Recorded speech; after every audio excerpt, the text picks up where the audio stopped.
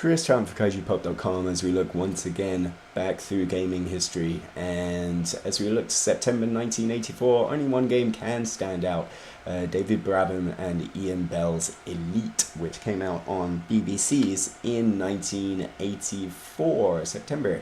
I'm gonna create a new commander here and we'll see how we go. So this one, oh, whoops.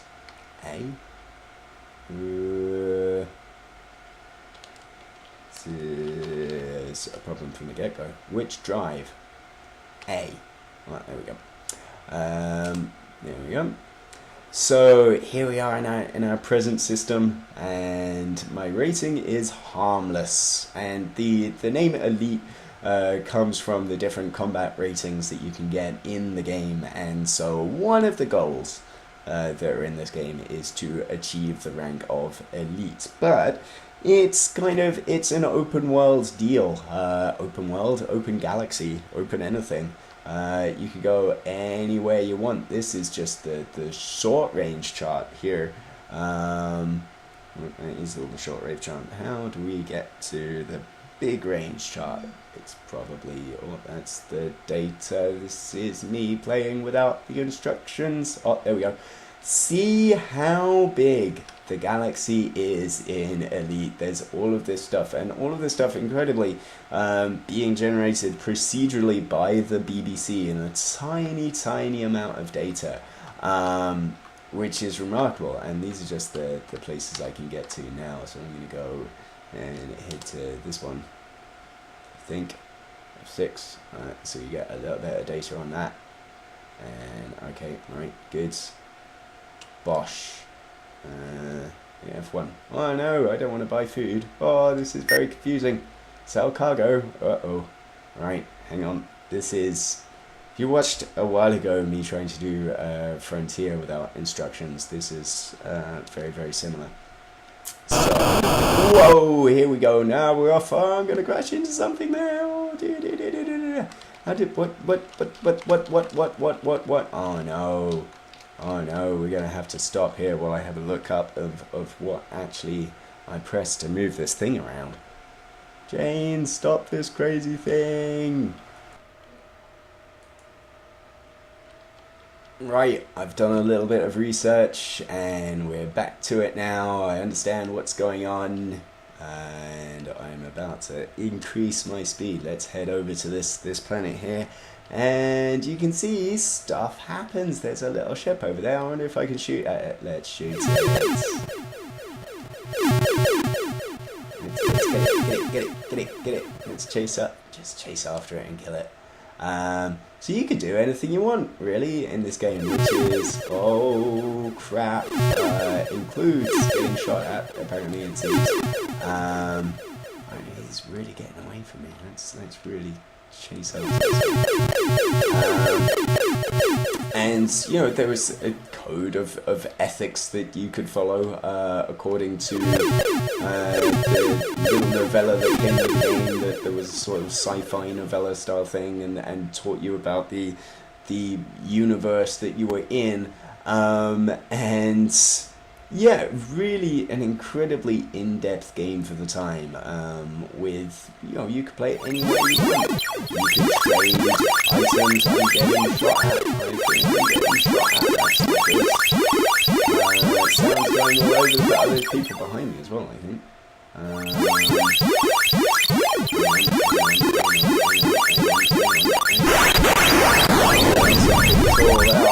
no!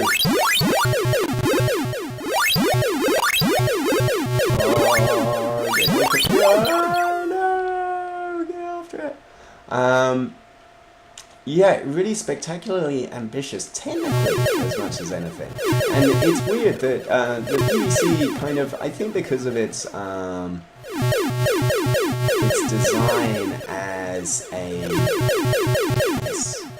its design brief as an educational system, and this thing in schools all over the UK.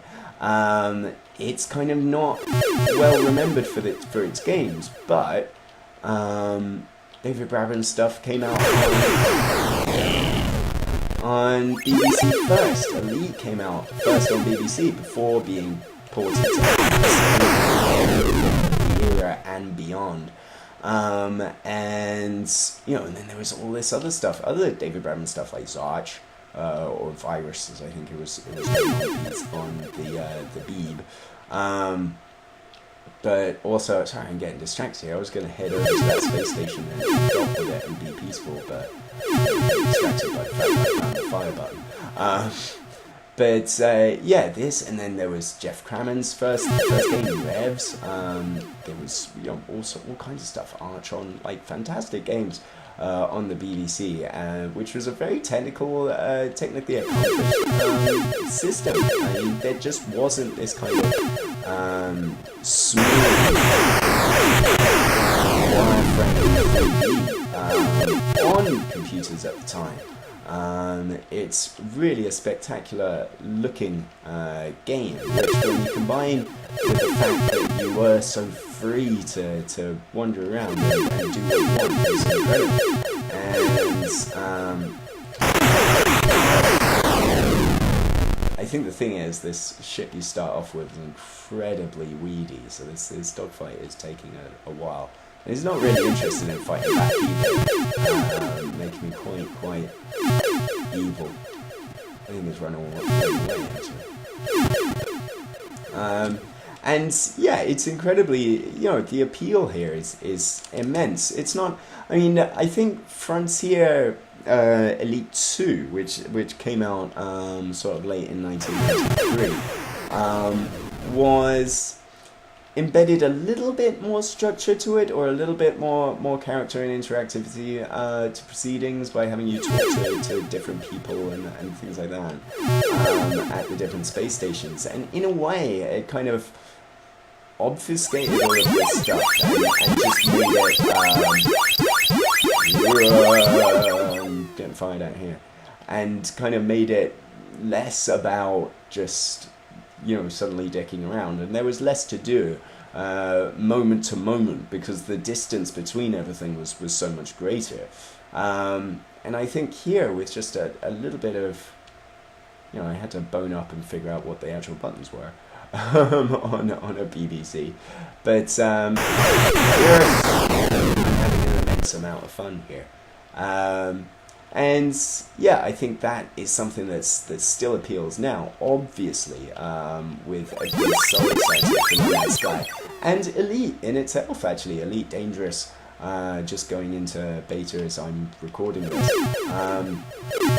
So yeah, it's tremendous that I think at the time, in 1984, the universal praise that Elite received was mainly built around the fact that, you know, it was this sort of the romance of science fiction, and like this huge open space, open world, an open universe where you can do anything you want, including but not limited to trying to pick away at ships much more powerful than yours, and always trying to dock with spaceship, sort of space stations. I'm going to try to do here.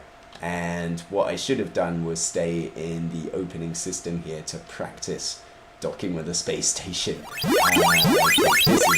This is something that I haven't done for a very, very long time. I'm going to instantly die if not get killed by the people that are on my tail right now as I'm playing here. Where are they? I'm going to loot the loot. Okay, let's race them to this space station over here. And then let's crash into it and die.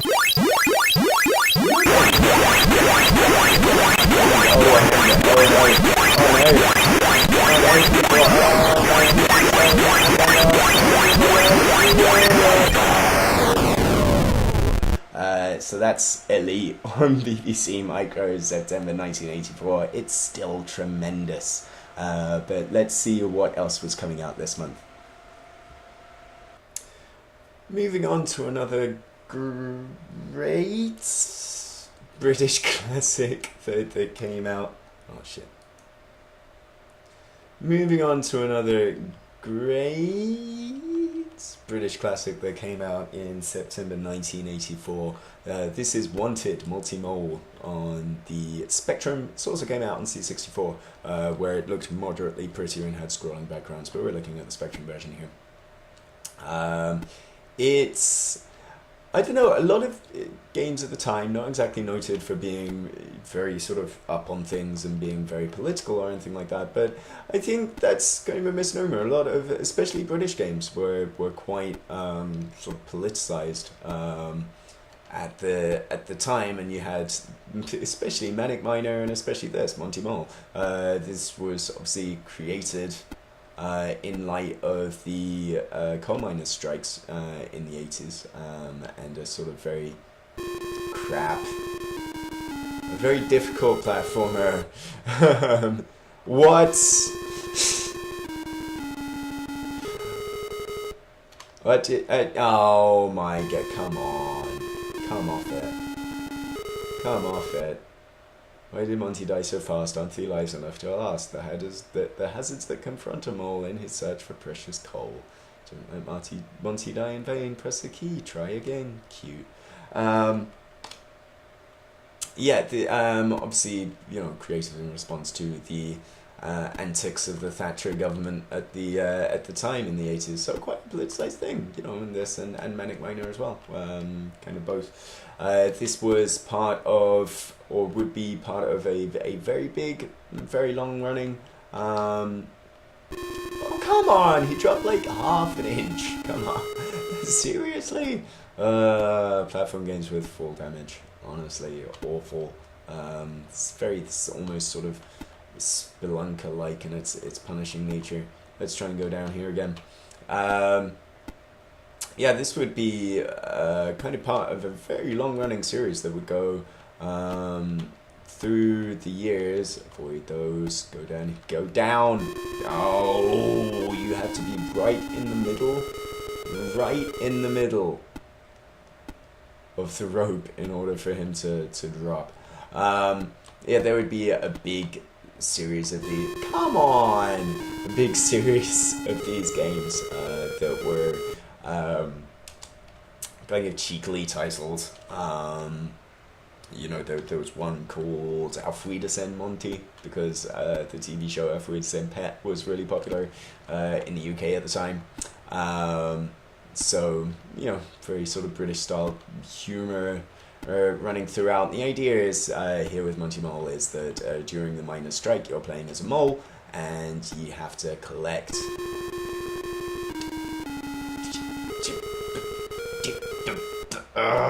you have to collect pieces of coal to keep your family warm. But yes, despite the fact that it was part of this very fondly remembered series, I think it's safe to say it was fairly fun. It missed me! Fondly remembered series. The game is crap. You know, basically. Sad to say. It's a pretty awful platformer, but I think just like many Japanese gamers will hold Broderbund's Spelunker in high regard, despite the fact that it's really, really quite awful. I wonder if I can go this way. No, you can't, just fall in the water. He can jump. But it's a really awkward jump. Like, if you want to jump to the left, you have to be walking left first, and then press jump, and then he still can't make it, because there's a fat lard. And it's one of those games where everything wants to kill you. It's one of those games where an indiscriminate distance that you fall in is what kills you, you know. Like here, this is fine, but any more than that, if I tried to walk off the side there, then I would die. And you have to be right in the middle of these pieces of rope in order for it to actually trigger that you're pushing down. I'm gonna let that just... I'm going there! It's god awful. It's god awful. It really is. It's the playing of Abide by Me at the end. Don't abide by Monty Mole. It's bloody trash. Okay, let's move on to one more for September '84. Rounding out September 1984 is Galaxian on the Famicom debut of Namco under their brand of Namcot, which was what they used to separate their arcade branch and their home entertainment division. And really, apart from the fact that this is the debut of Namco on the Famicom, there wasn't really anything to leap out about Galaxian on the system. It was kind of, it was an old hat arcade game by this point that was very much a reaction to the Space Invaders craze. And added a lot more due to sort of improved technology. There were more colors on screen, and more importantly, the waves would do different things rather than slowly descending towards the bottom of the screen and destroying shields. In Galaxian, you don't have shields, and instead, what would happen would be, the individual beasties within each pattern or within each formation would at times descend from the top of the screen. And there were other things like bonus rounds and stuff like that, but already, even though in 1984 it was kind of, there wasn't really so much a retro scene in video games at all at this point, the medium being incredibly young at this stage, it was still kind of hard to escape the feeling, I think, at the time, that Galaxian felt a bit old, and so it was kind of, I suppose there wasn't much else in the Famicom library still, but that being said, it was kind of a hard sell to kind of go with Galaxian as your new Famicom purchase. Because I think the sequel Galaga was already in arcades at this point and was kind of a big improvement on that formula. And Galaga, of course, would be reimagined with Galaga Legions on newer systems not too long ago, which was fairly divisive, but I enjoyed an awful lot. I think it wasn't quite the revelation that the Pac-Man Championship Edition was, but it was a pretty cool game. But yeah, Galaxian in September 1984, a bit of a downer and not really remarkable, except for the fact that it was a debut of a very famous company on a very famous system. So yeah, a little bit of a Debbie Downer to end out September 1984, and another slow month really, but sort of marked out by one of the most important games of all time, so hey, at least there's that. For more about retrospectives on September 1984, 1994 and 2004, check out kaijupub.com. In the meantime, thanks for watching, bye.